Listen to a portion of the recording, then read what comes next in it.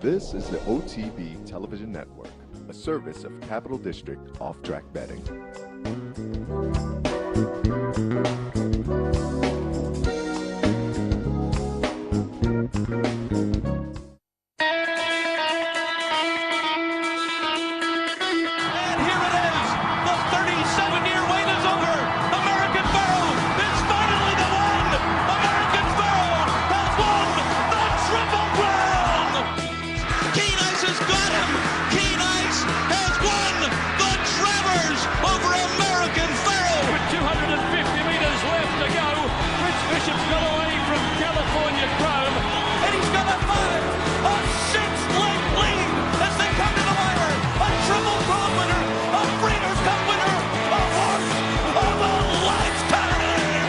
Broadcasting live from the Capital OTB studios, this is Racing Across America with Seth Merrow.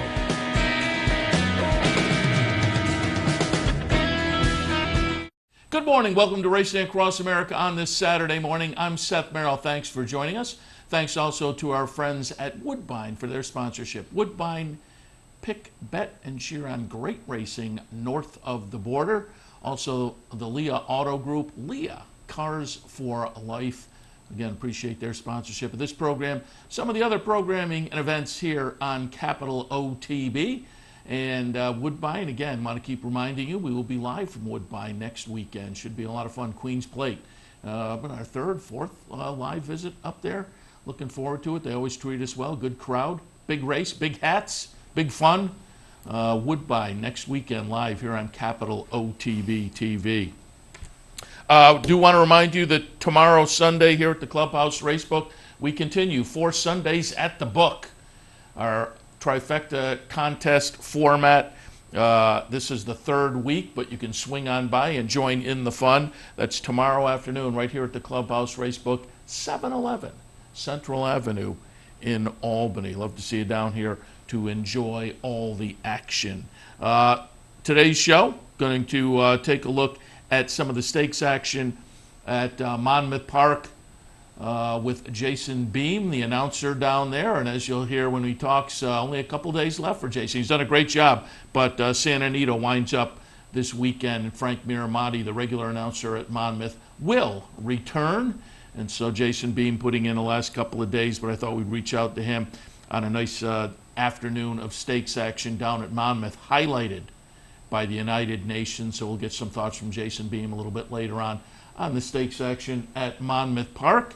Also want to remind the guys in the control room to make the call so we can get our first guest on. That's coming up shortly, but Ellis Star from Equibase will be towards the end of the program, and he's going to take a look at some of the other nice stakes action on the day. The Ohio Derby, Owendale in there.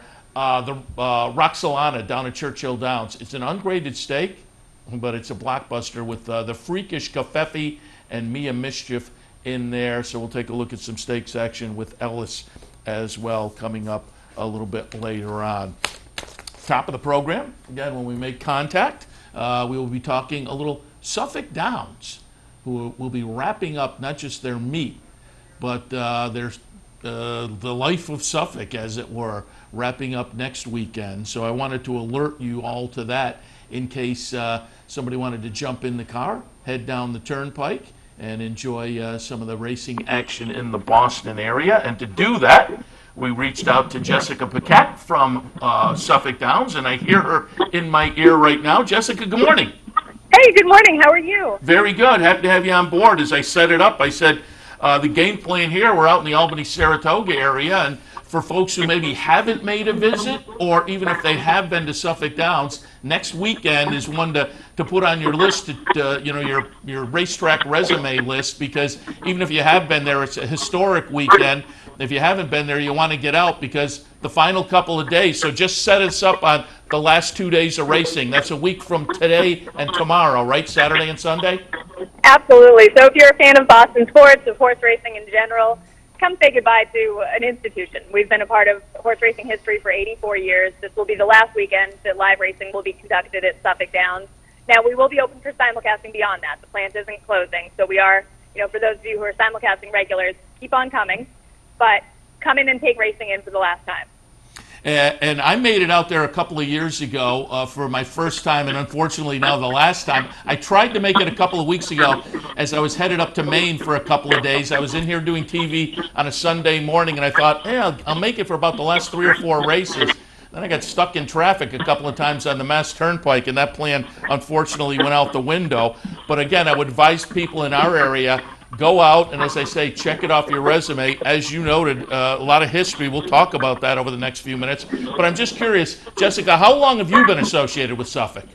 I've been there for about 13 years at this point. I was the intern that never left. I like that.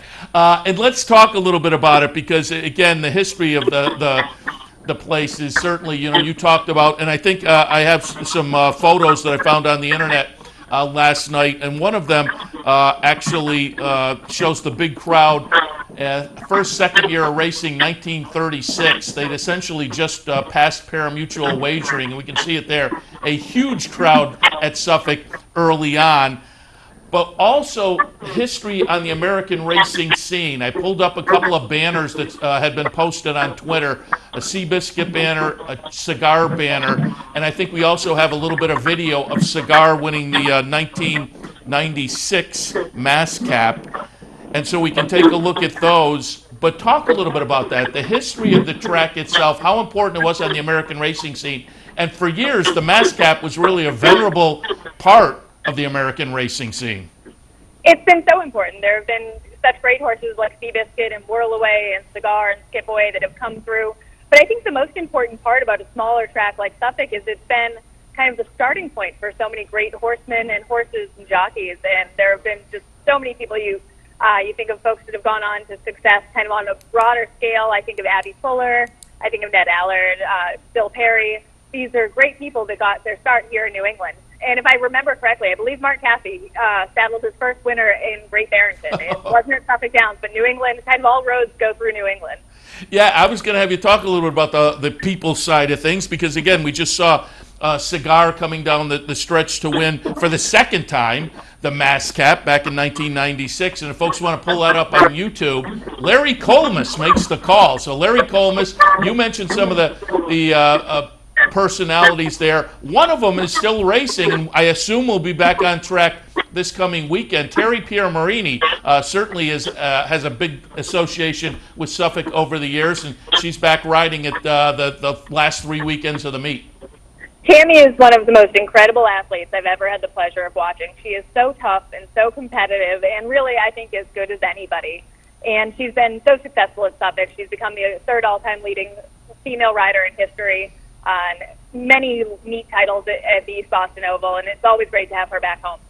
Yeah, it's been fun to kind of follow and look at some of the names and follow the results over the past few weekends and talk a little bit about the past few weekends. Again, I made it for one of these boutique weekends a couple summers ago, and I have to say, I was really impressed with the facility. It's nice, it's clean, and you say, oh man, I can't believe this racing facility is on the way out. But given the specialness of the boutique weekends, when I was there, great crowd, young, old, men, women. I'm assuming the last couple of weekends that you've been racing have been the same. Talk a little bit about the crowd so far this season, but also talk about the anticipation coming up next week with it being the last weekend. These weekends have been amazing. The crowds have been wonderful, and they feel really like a family reunion. You get to see some people you don't see all the time anymore. And I think the team at Suffolk Downs does just an incredible job getting the facility and getting the track ready. It's so hard to put on kind of a little weekend-long racing meet after being dormant for a while, and they don't miss a beat. It's a labor of love and a real team effort. And looking ahead to this weekend, for me, there are so many feelings associated with it. I mean, we're going to be professional, and we're going to put on a great show and do our job. But it's heartbreaking in a way. This place has been the great love of my life, and to know that this is it. It is tough to swallow. Yeah, I can. I'm just a fan, but I can fully relate to that. And I was on the radio with Steve Bick this week, my regular Wednesday slot, and we were talking a little bit about Suffolk, and he said he's headed out there with the radio show, and he expected some prominent names to show up for the last weekend. He thought Mike Welch might come to town. Mike obviously started his career now prominent with the Daily Racing Form, but again, on the human side of things, he started in New England as well. So I would expect it'll be a lot of fun there this weekend with a lot of memories. So far, the past couple of weekends, what has the mood been? Is it sentimental, or is it really this weekend going to start to sink in? I really want these weekends to feel like a celebration of the history, not a funeral. Sure. We had 14 when it looked like we were closing for good then, and that was somber, and that was dire, and that was terrible. But these weekends, this is a celebration of 84 years of history, some memories, some great friends, and some great races. Yeah, I like that. And again, I pulled up some photos, and one I wanted to show. I did not know this, but as last night I was going through and trying to find some photos and a little history of Suffolk Downs, I just wanted to toss this out there. Interesting Suffolk Downs factoid, 1966, they hosted a concert from the Beatles. Their last North American show ever. So that's it. Suffolk has been a part of history in Boston for 84 years, and not just horse racing history. That's crazy. It's cool. The photos are amazing. Yeah, it is very intriguing that, and I didn't realize it was the last concert. That makes it even more special. Talk a little bit about also, because I had pulled up an article and linked out on the Equidaily website earlier this year, a month or so ago, probably in May. One of the newspapers in Massachusetts was talking about the possibility of Great Barrington. You were mentioned there, so you were part of that Suffolk team that made the trip out to Great Barrington. Talk about the possibilities of racing moving there. We're hopeful. We're kind of exploring the possibility of making that work and all of the different factors that it'll take to get it off the ground. But I will tell you, I stepped foot on that racetrack and I fell in love with it. You can really see how special it could be if we can make this work. Yeah, it's certainly right around the corner from those of us here in upstate New York, so we have our fingers crossed. It would be a lot of fun, and I certainly am rooting for Massachusetts racing. I went to Northampton for what was, I think, their last meet, maybe the next to last meet, but I saw a Zippy Chippy there. That's really neat. Yeah, run his last race, his last losing race. Everyone's favorite loser. Exactly.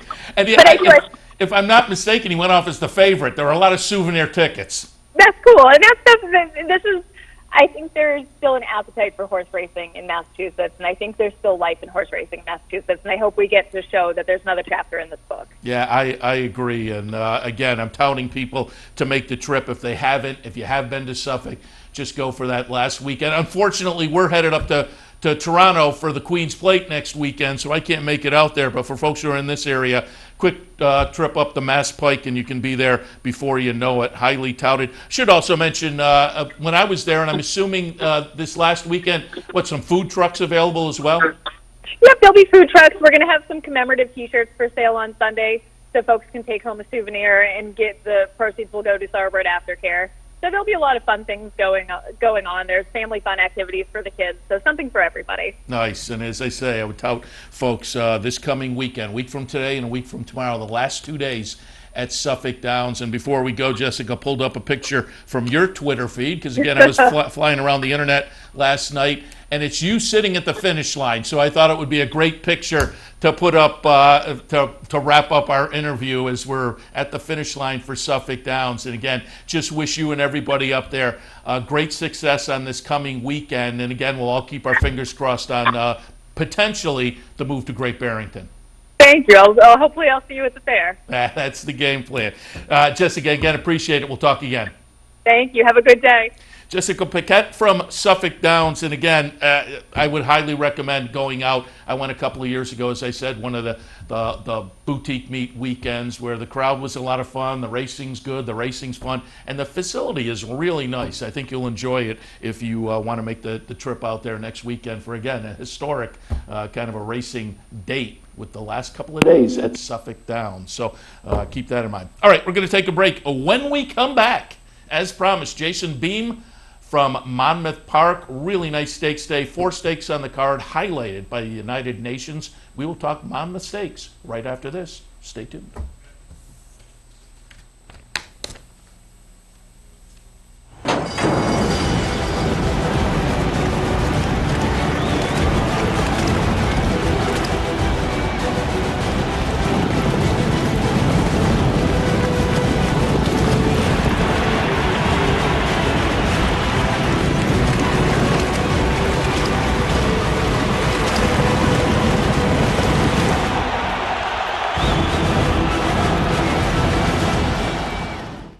Here in upstate New York, no one provides bettors with more wagering options than Capital OTB. Our network of branch and easy bet locations stretches from the mid-Hudson Valley all the way to the Canadian border and west to central New York. So whether you need to place a bet, fund your Capital Bets account, or watch the next big race, all the action is just around the corner. A full list of our branch and easy bet locations can be found online at capitalotb.com. Capital OTB, the better and most convenient choice for wagering in upstate New York. In a recent study of some of the top online wagering sites, Capital OTB won big in total player rewards, far surpassing some of the best-known wagering sites in America. While other rewards programs simply offer you points redeemable for gift cards, Capital OTB's rebates are paid to you in actual cash. Plus, Capital OTB gives you full and immediate access to your money. So if all you're getting now are points and gift cards, join Capital OTB Player Rewards today and get cash back. Visit capitalotbbet.com and sign up today. No matter who you are, the excitement of wagering on horse racing is just a click away. You'll get live streaming, past performances, race replays, our virtual tote board, analysis and selections from professional handicappers, a simple, safe, and secure wagering platform, and best of all, you get track prices. CapitalOTBBet.com. Bet any place, anytime at CapitalOTBBet.com. And be sure to download our new mobile app from the iTunes Store or Google Play. Welcome back. We are happy to be joined now by the track announcer at Monmouth Park, Jason Beem. Jason, good morning. Hi, Seth. It's good to be with you again. And as I say, track announcer at Monmouth Park, but again, later this summer, you head down to Colonial Downs. What's your timetable as far as time left at Monmouth? About 72 hours. Oh, really? And then Frank steps in, Miramati. The actual Monmouth announcer will be back next week. Yeah, Frank Santa Anita closes up this weekend, so he will be back next Friday. And as I told you, you've been doing a great job. I've really enjoyed listening to you down at Monmouth throughout your early season tenure down there. Give us your thoughts so far, Monmouth, and how you've enjoyed your stay on the shore. Oh, it's an amazing place. And Frank told me, he goes, you're going to fall in love with the place. He goes, it's impossible not to. The people, the racing community here is really outstanding.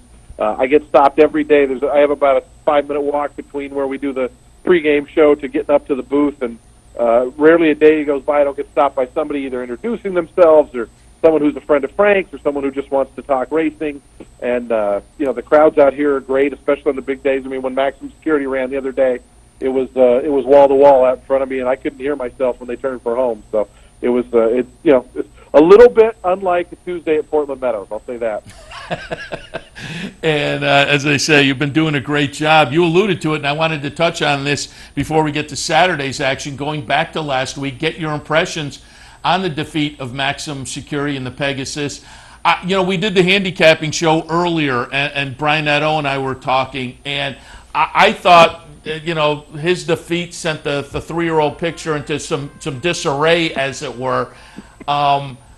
But we also kind of looked back at the race last week and said, you know what, King for a Day may turn out to be a nice horse. It was a 102 Beyer victory, and Maximum Security fought all the way down the lane. And as I say, King for a Day, I think, threw his hat in the ring in that 3-year-old picture as well. What were your impressions after the race last week? I could, looking through the binoculars, it looked to me going into the far turn that Maximum Security was in real deep trouble. He just didn't have it on Saturday, because he's been very fast and very game, and I thought his Derby was sensational. I mean, obviously the incident and everything, but he dug back in, and he's a really, really game racehorse. Jason Service is famously very cautious about starting his horses when he doesn't want to, and he was kind of hemming and hawing all week before the race. We heard about the blood work, and so when he decided to go, to me, it sounded like he was trying to convince himself to go, because I think the quote was, maybe I was just being too cautious, maybe to me it sounded like someone who, didn't really think he was all that ready. I would venture a guess that he's going to be really ready for the Haskell, and I think he'll be the favorite that day. I was trying to think, you talk about the 3-year-old division being in disarray. I was trying to think who, if they showed up on Haskell Day, would be favored over him, and I can't think of anybody. Yeah, and Brian Nadeau is kind of in the same boat, that he'll rebound and be the horse, and he's the horse that that you have to point to as being at the top of the class. And I guess I can't disagree. My thing, I was saying, you have 3 different winners of the Triple Crown, and they all have a leg up on everybody with one of those races on the resume. And as they go through the summer, they put another race on, and they can kind of step forward. Well, this year, 2 of those horses are on the sideline, Country House and Sir Winston. So maybe War of Will is out there. But yeah, Maximum Security, what we've seen so far, it'll be interesting to see what he does in the Haskell, no question.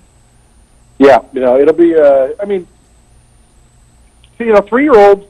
We talked about it on my podcast the other day. Like, every year there are good second half 3-year-olds, and they always. I mean, it doesn't matter the year. There's always 1 or 2 who were on the Triple Crown trail and maybe weren't at that elite level who step up, and then it's some who were nowhere and just got started late, and maybe King for a Day is one of those who become. I mean, where was Bayern during the Triple Crown? Yeah. And so it happens almost every year. So somebody's going to step up. Yeah, it's going to be interesting as it plays out through the summer. Jim Dandy, Haskell down in your area, Travers up here, Pennsylvania Derby.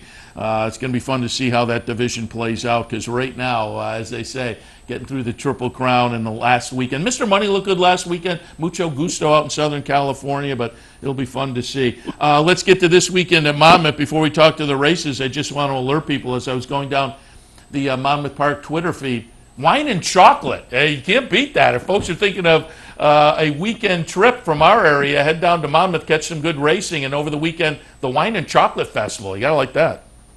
Well, the good news too is we're speaking obviously earlier in the day, and the weather was not great pretty much all week here, as it was at Belmont. They got washed off a lot.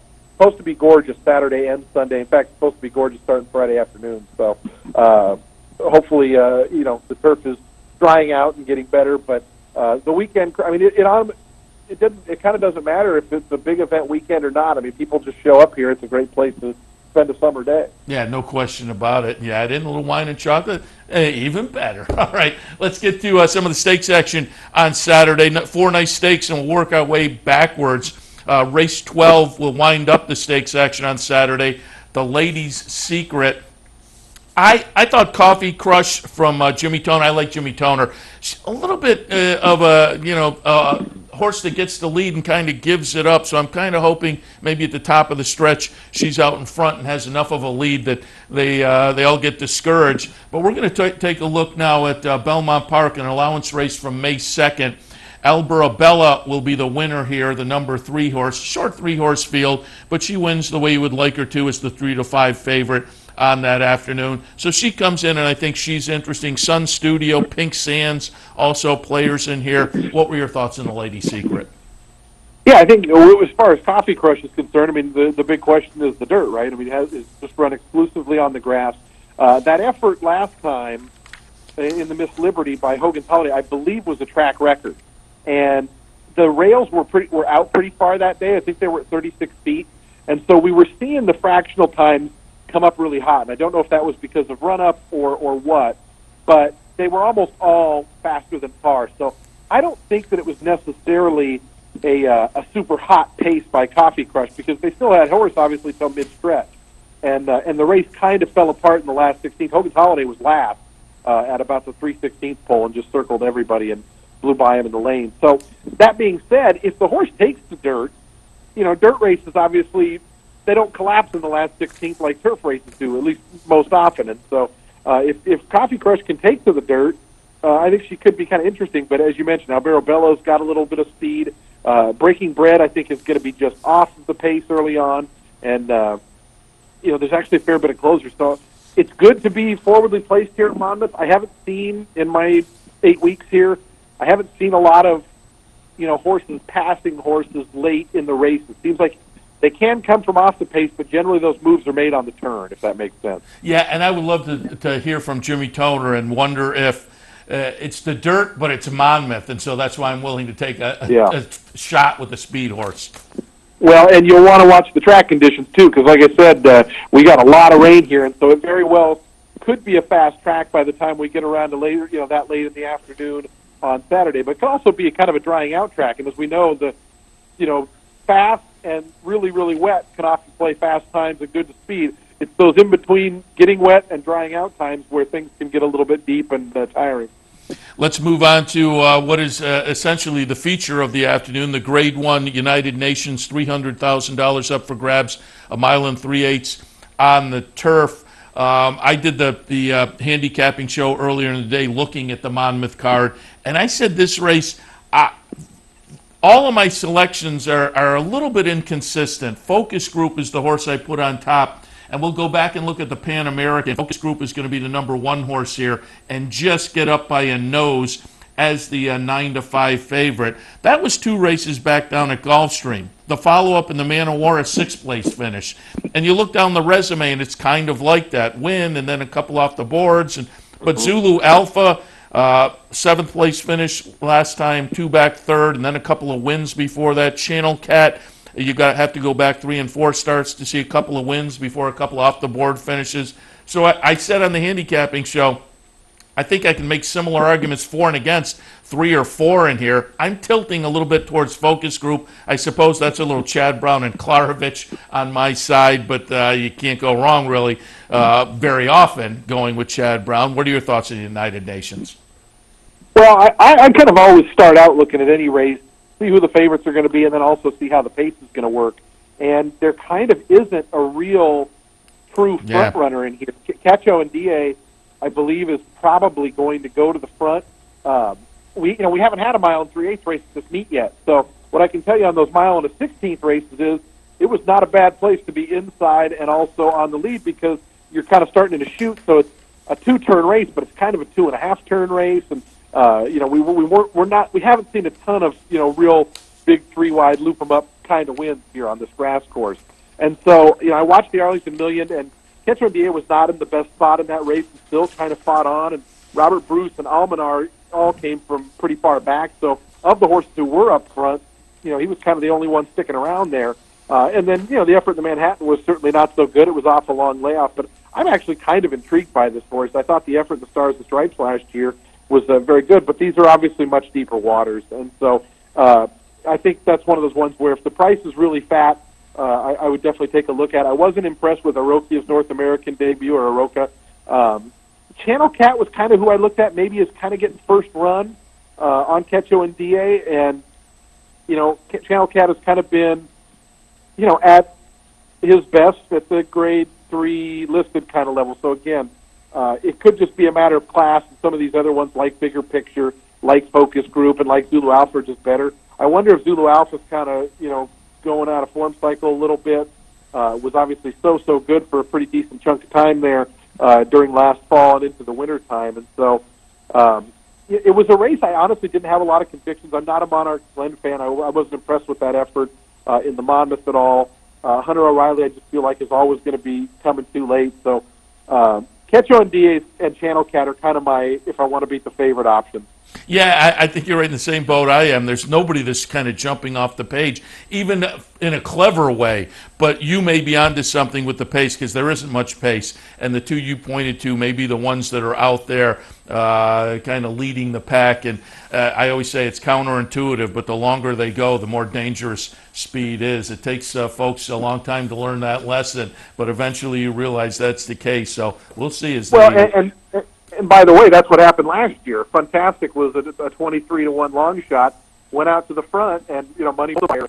All these other really good sprinters, they turned for home, closers, they turned for home, and the next thing you know, Fantastic skipped away and went all the way. So, maybe it could be a little bit of a recipe. And with speed horses like that in long route race, if I'm on Ketcho Da as a bettor, I want to see him going into the turn. I want to see him try to put some distance on him and say, hey, come and catch me, because I think it's always bad when these lone speed types only let kind of try to back them up almost too far, and those horses can outkick you. And so I like when my speed horses kind of make a run for it at the 3/8. Yeah, take the heart out of them and kind of say, catch me if you can. All right, let's go back to the Island Grade 3 event, $150,000 up for grabs, 3-year-olds and up going a mile and a 16th. I said earlier, Diamond King is a horse I've liked for a while now. He hasn't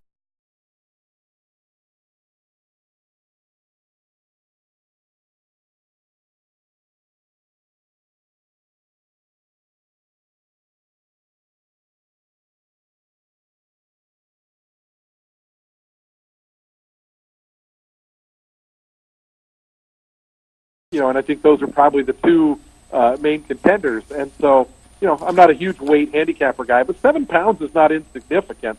I like Diamond King a lot in the Salvatore Mile, and I thought he sat kind of a perfect trip. He was just in behind a big long shot that was shipping up from Laurel that day. Took first run on the turn, and kind of looked like he was going to go on with it. And then when they turned for home, he kicked on, but he didn't really. He wasn't that flashy, and everybody else kind of came to him.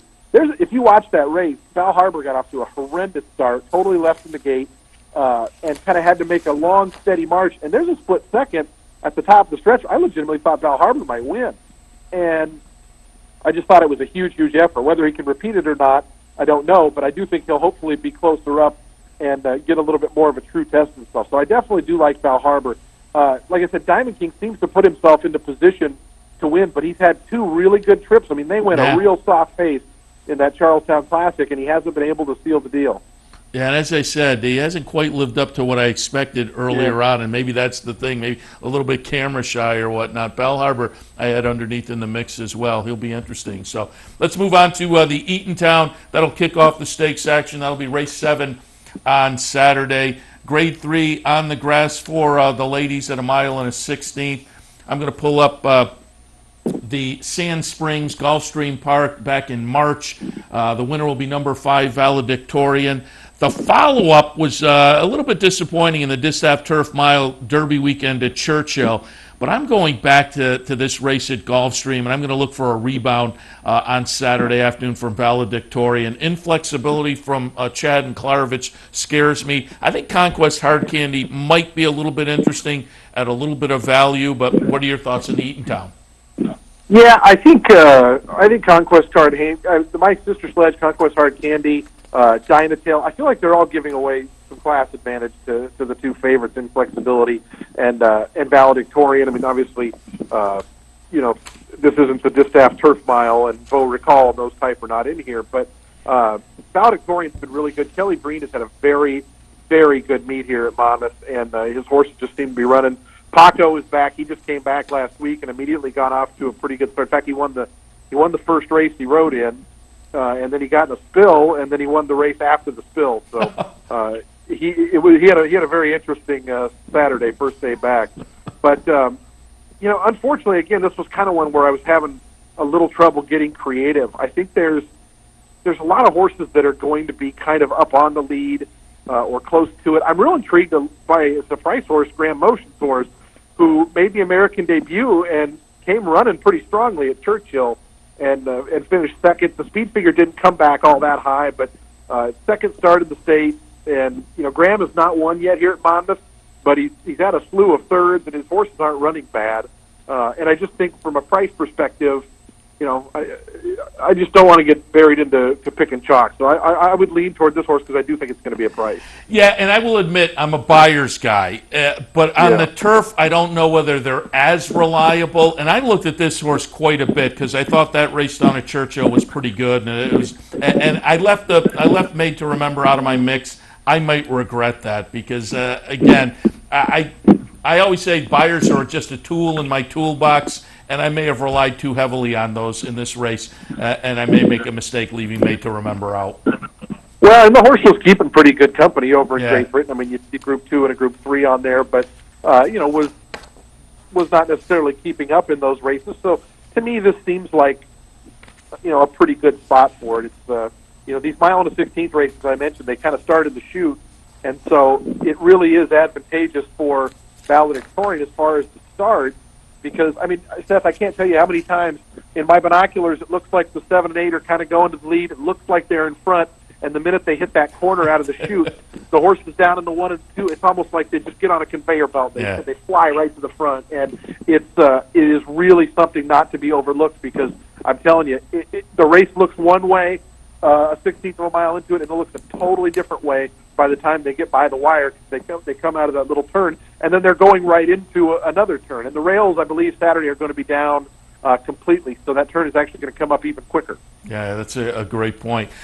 Before I let you go, I just want to say I will be paying very strict attention to race number 6 on Saturday because my namesake's in there, Merrow, the number 2 horse in the 6th race. And I said on the handicapping show earlier, I met the trainer, Mike Deeney, up at Saratoga last year after Merrow had run a couple of starts, and I asked where did the owner come up with the name. I was thinking maybe, hey, who knew? Maybe they named it after me, but no, it turns out it's Gaelic for merman, the male version of a mermaid. So who knew? I had the name my whole life. I didn't know that, but again, I'll be paying attention to the 6 to see how my namesake does.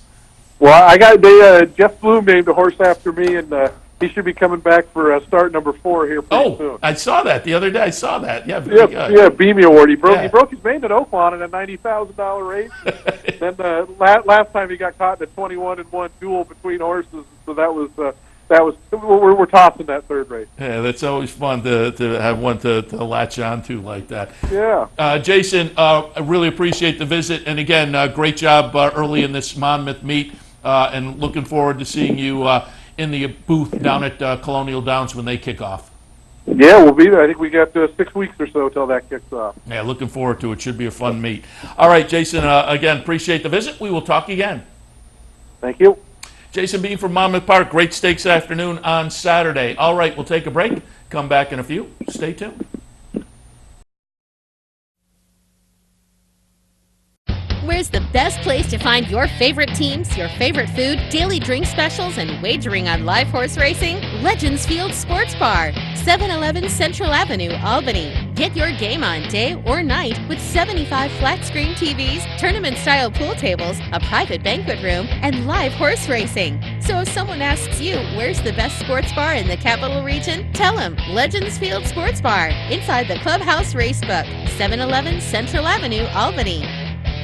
What if there was a way to become a better horse player, to have a better knowledge of the game, to be more successful? What if there were a way to take what you've learned, what you know, and make better decisions, better choices? In horse racing, knowledge is a powerful tool. Race results and replays, past performances and live streaming, wagering from all your digital devices. Capital OTB. Become a better horse player. You like free money? Well, Capital OTB gives its players plenty of opportunities to cash in. At Capital OTB, there are so many ways for horse players to receive bonus dollars by simply participating in promotions such as our bankrolls, bounty bets, online handicapping contests, and much, much more. Plus, with Capital OTB's Player Rewards program, you get actual cash back. So what are you waiting for? Log on today at CapitalOTB.com or CapitalOTBBet.com and claim your free money.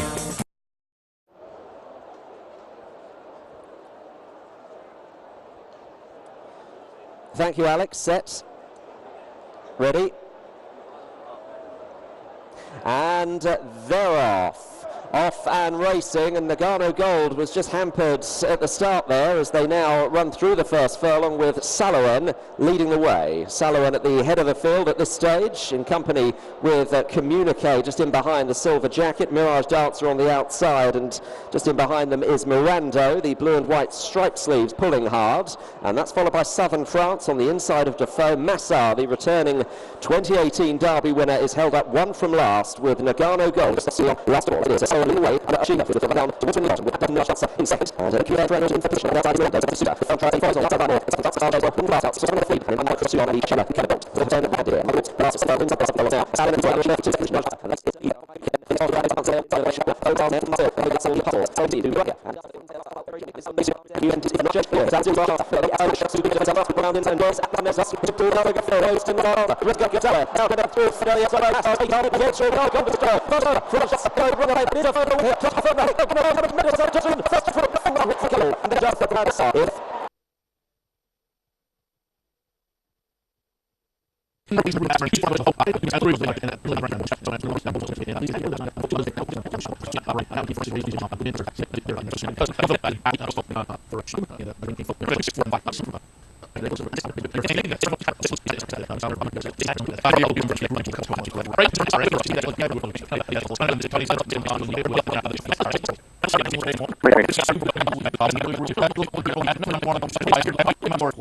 That may not be. I think there was some fun, and still may not 100%. Certainly, in terms of other horses, Sir Winston going to cut back. He's going to come back, and I'm looking forward to him. I was looking forward to Global Campaign, and I know we're going to talk about the Ohio Derby. The Global Campaign, of course, being out with the slight hoof injury. So I was looking forward to him. And, I think it's just fantastic from betting perspective. I mean, the whole thing, some overhyped to overbet Baffert horses, of course, Mucho Gusto not included right now since he did run so well. So I'm looking forward to see what we get this summer. Yeah, Haskell, Travers, Pennsylvania Derby, Jim Dandy even, Curlin up at Saratoga perhaps, I think are going to shape up to be nice races with. My feeling at this point, the Travers has Kingmaker potential in that division. I think so. Yeah, it's going to be like, of course, the Midsummer Derby as it is, but we will be really, trainers should be pointing to it and have thought about some of their horses for months, and bringing their A game, kind of like they're supposed to do to the Kentucky Derby. Still have 5 or 6 horses that should be hopefully in peak form. There's nobody that's going to chase anybody away, that's for sure. And it hopefully get a 12-horse field and some great mutuals. Yeah, it should be fun. All right, let's take a look. Speaking of the 3-year-olds, let's start our stakes preview with the Ohio Derby out at Thistledown. Grade 3 event, $500,000 up for grabs. 3-year-olds going 9 furlongs. As you alluded to earlier, Global Campaign announced to miss the race with a little bit of a quarter crack, coming out of the nice win in the Peter Pan. He'll be fun to see on the rebound, on the comeback for Stanley Huff and Sagamore. But there are a couple of horses in here that I have liked on this Triple Crown trail earlier this year. Long Range Toddy, I was kind of on board. He's disappointed me a little bit. But Owendale I liked in the Preakness. We're going to watch the finish of the Preakness here, the stretch run. War of Will obviously wins. Dale Roman's horse, Everfast, just gets up by a nose to get over number 5, Owendale. And Owendale comes back on Saturday in the Ohio Derby for Brad Cox. I was a little bit surprised. I think this is a potential player at the top of the division, so I was a little bit surprised they picked this spot, but it is a $500,000 up for grabs, so Owendale is interesting. The other horses in the race, the other 4 horses, Math Wizard, Going for Gold, Bethlehem Road, and Dare Day, all are kind of interesting. I mean, I think there's something you can kind of, maybe not Going for Gold, but the other 3, I think there are things you can point at to think, yeah, they might be interesting on Saturday. But class-wise, Owendale and Long Range Toddy, I think, kind of stand out in the field. What are your thoughts on the Ohio Derby? Well, first of all, this was our race of the week. Global Campaign was my top pick. I liked him in the Peter Pan. Certainly flattered by Sir Winston. That's interesting. I had picked Long Range Toddy for race of the week back in the Springboard and the Rebel. Owendale, we didn't talk, but in the Preakness, of course, our national race of the week, I really picked against Improbable, and I liked both of Brad Cox's horses, Owendale and Warrior's Charge and War of Will. And it was an interesting race. He was flying. He's worked well since. He did show tactical speed in December and January when he was up close in his routes at Fairgrounds, but he was a dead closer in the Lexington into a slow pace, and in the Preakness into a fast pace he was a dead closer, which makes a lot of sense. It depends what the tactics are, because Ron Palucci's got a pair of horses and Going for Gold and Dare Day, and gotta love Ron taking shots with these kinds of horses. But they're all speed all the time. Going for Gold's adding blinkers, and Dare Day's wire to wire in both, and Bethlehem Road in between is wire to wire in all 3. So even if one of the 2 Palucci horses scratches, you're going to have some speed there, and Owendale's going to be in a tracking trip now, where I thought Global Campaign would be. Math Wizard was a claimer. I'm not considering him at all. Long Range Toddy, just this last 2 races are just so bad. When I've used this analogy before, probably with you, and I know I do other people, is you can't get there from here. And, you just can't go from 17 to 18 back and 6-14 back to win a race. It just doesn't happen. You look at his form when he posted the upset, he'd won before that. He was second, beating the neck. That kind of last 2 races, I don't know if he's sour. Certainly Lucas Asmussen takes his shots with the horse, but I don't think he's much. So really it's Owendale's race to lose if he could stalk whoever's going to be on the lead here, and I'm not sure what you do with it in terms of making money. Yeah, and as I said, I was kind of surprised at the spot, because I think he can be a player at the top of the division, but you walk in and you think, And going to be the favorite for $500,000. Why not? Yeah, no, and there's lots of there's the Indiana Derby, the West Virginia. Yeah. There's all these races where it's going to be big bucks on the line. You got to take the money. Yeah, exactly. All right, let's move on to Churchill Downs on Saturday. The Roxalana. It's for the ladies going 6 furlongs. It's a field of 10, but this is a fun race because of the 2 horses that are clearly going to take the action. Covfefe, and we're going to watch the Adena Springs Miss Preakness from May 17th, Preakness weekend down at Pimlico. Covfefe, the number 2 horse. Boy, she wins like a monster as the 9-5 favorite for Brad Cox. But also in this race is a horse I have liked really throughout her career, and I liked her last time in the Humana Distaff, Mia Mischief. She had a little 11-1 upset there. These are the horses, again, in a 10-horse field, they're going to attract the attention. I just have a feeling Covfefe could be an absolute monster, a freak. But it's going to be a fun race watching those 2. What are your thoughts on the Roxalana? Well, first a quick plug for those that follow me on Twitter. I do a lot of blogs and some for competing, so I don't want to say where it is, but you can check my Twitter account. And this is a race I love. I did it for one of the blogs, and because exactly what you said, Covfefe coming off the track record, but she just ran him off their feet. And I have not a personal connection, but I know very few people in the business. But Jamie Roth from LNJ is a friend of mine, and I just wish her all the best with this kind of horses.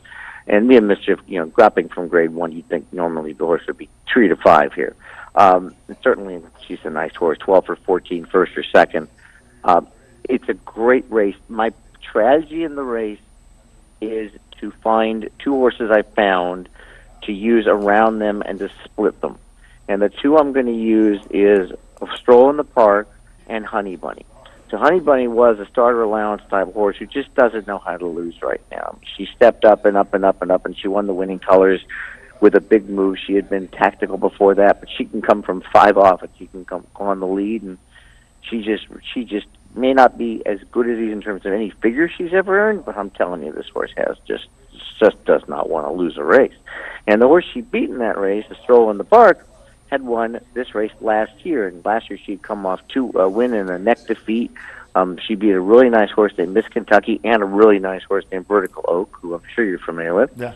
And a couple of races later, she ran second to Vertical Oak in the Open Mine Stakes.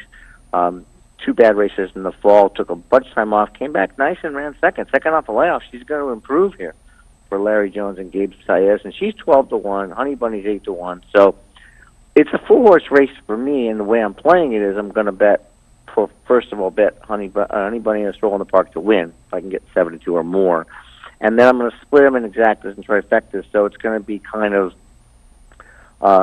Covfefe and Mia Mischief over a Stroll in the Park and Honey Bunny. That's a place bet for me, and then I'm going to box Covfefe, a Stroll in the Park and Honey Bunny, and box Mia Mischief, a Stroll in the Park and Honey Bunny, and then play some tries like that. Tries are going to be keeping Covfefe and Mia Mischief out of 1-2. So they can run 1-3, and they can run 2-3, but not 1-2, because that's going to be the crappy trifecta. And that's the play. But I mean, Honey Bunny at 8-1, morning line, Stroll in the Park at 12-1. I think we'll get every penny of that, Seth, because, as you said, Mia Mischief and Covfefe are going to be 6-5, 7-5 at post time. Yeah, I agree. They're going to take the action, and so you can play around with a couple others. That's interesting strategy there. But as I say, just a fun race to watch with a couple of kind of superstar sprinting filly and mares in there. All right, let's move on now to Santa Anita on Saturday. The Wilshire Grade 3 event, fillies and mares going a mile on the grass, and I think this is a fun competitive field as well. Field of 11 scheduled. Simply Breathless comes in off a nice win at Golden Gate in the first start in the United States. A Little Bit of Me has a nice win last time at Churchill in a turf sprint stake. I'm going to take a look at the Senator Ken Matty from last November at Santa Anita. The winner will be number 2, Storm the Hill, wins by a chart margin of 1.25. Now, the knock on Storm the Hill on Saturday, this was the last race. So we have a layoff since November. But boy, this horse to me, if it comes back ready to run, is very, very intriguing on Saturday in a field that at least 3 or 4 in here I think you can make similar cases for. What are your thoughts on the Wilshire? Well, Storm the Hill, I'll start with this, my 3rd win contender. She won the race last year, I think you mentioned, and she did that to Ken Matty. And great thing about our stats race lens program is I can look up and see if trainers are any good at these kind of big layoffs. And Phil D'Amato, okay.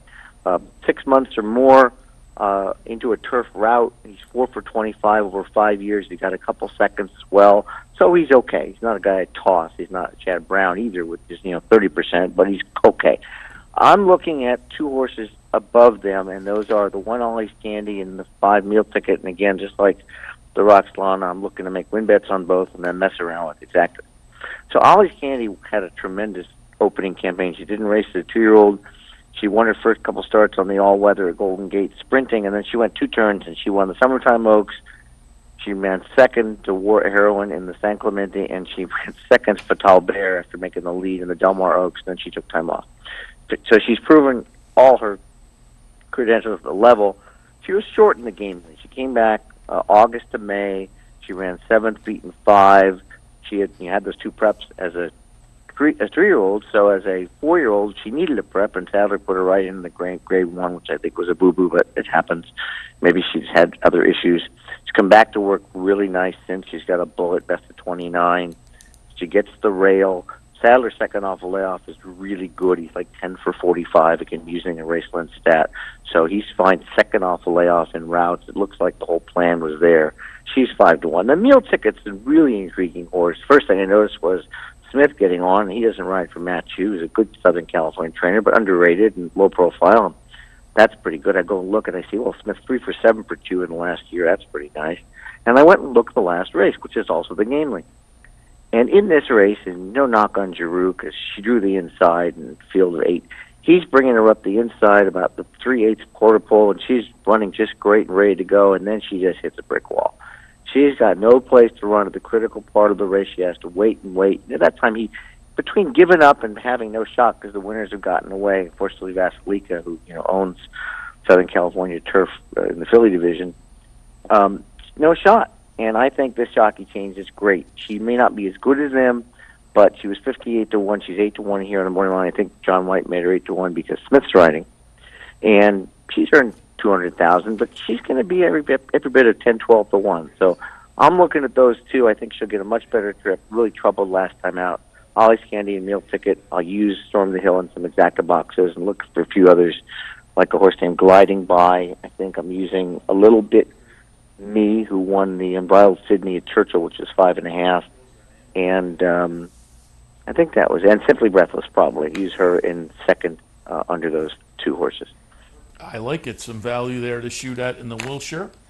Finally, let's take a look at the Islin at Monmouth Park. I talked to Jason Beem as well, and we went over some of the stakes action. I told him I've liked Diamond King for a while now. Just hasn't quite lived up to my expectations or what I thought was the potential. But I put him slightly on top over Runnin' to Love Ya, who is stepping out of that West Virginia bubble, but certainly with just under $1 million in earnings, I think is legitimate. Jason thought Bal Harbor could be interesting, and as the announcer, he thought the trip Bal Harbor had last time in the Salvatore Mile may have been a little bit troubled and bode well for Saturday afternoon. What are your thoughts on the Islin? I agree with Jason on the Bal Harbor thing because the horse broke a little awkward and made that move from 12 back to a length back and then petered out, what you'd expect if a horse misexpends energy. Running to Love Ya, I was lucky enough to catch the horse again. It was our race of the week in the Charlestown Classic. Oh, nice. Just because I just thought this was his track, and you get, again, similar to what I mentioned earlier about Honey Bunny, you get a horse that wins, you got to consider no matter what. They don't know who they're running against. These horses just run. And the numbers are all good. 108 equibase speed figure last time out, 116 in the Classic, 110 below that. To compare that to Bal Harbor's 105, 107, 105, compare that Diamond King's 109, 108, and the 115. The 115 went second to Run to Love Ya in the Charlestown Classic. So I've got to put Run to Love Ya on top. Those 7 furlong races, Charlestown, are 2 turns, so that's not a problem. I like the fact that even though Flores has ridden the horse almost every time, they're going to the local guy in Suarez who knows the track. It's a smart move when you ship a horse to a track that it's not familiar with. And 3-1 would be just square with me. So I'm going to play Run to Love Ya either to win or on top of Bal Harbor, Diamond King. And I'll throw in Mahogany Gila, who likes to run second, you can see right away. Anytime you look at a horse's record, you see 11 seconds and 5 firsts. I also quickly mention I'm playing a double here. I like a horse in the race before called Morgantown, who is a ridiculous price, who's moving from open to state breds. So I'm going to play some doubles, by the way, from 9th and 10th of these 3. But I like Running to Love You. 3-1 would be fantastic for me in the Island. Sounds good. Ellis, you mentioned your Twitter account earlier, and that was up on our graphic with your picture. So if folks want to swing by the @UberCapper Twitter feed, highly recommended to keep up with Ellis each and every racing day. And we, as always, appreciate the visit. We'll talk again. All right. Thanks very much. Ellis Star, national racing analyst from Equibase. We'll take a break. Be back in a few. Stay tuned.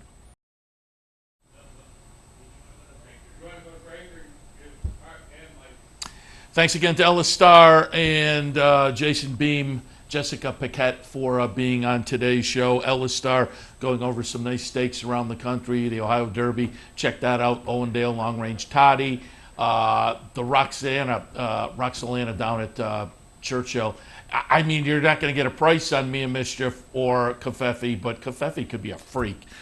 Just going to be fun to watch her run again. And then we talked about the 4 stakes at Monmouth with Jason Beem. So a lot of fun stakes action wise around the country this afternoon. You'll see it all here on the network. And again, thanks also to Jessica Paquette. And I'll remind folks again, the last weekend at Suffolk Downs is next weekend, next Saturday and Sunday. And it is the last weekend. So just if you want to plug a historic visit onto your racetrack resume, that may be the game plan to head down the Mass Pike for the last weekend at Suffolk Downs. That's if you aren't staying home and watching us live from Toronto and Woodbine for the Queen's Plate next weekend. Do want to continue to remind you to tune in for that. Again, a live visit for the 3rd or the 4th year for us up at Woodbine, or 2nd or 3rd.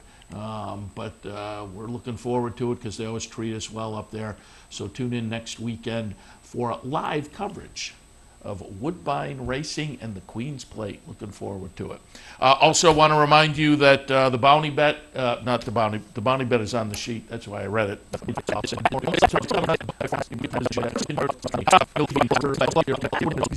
Although, if you watch the signal and they start loading, that'll be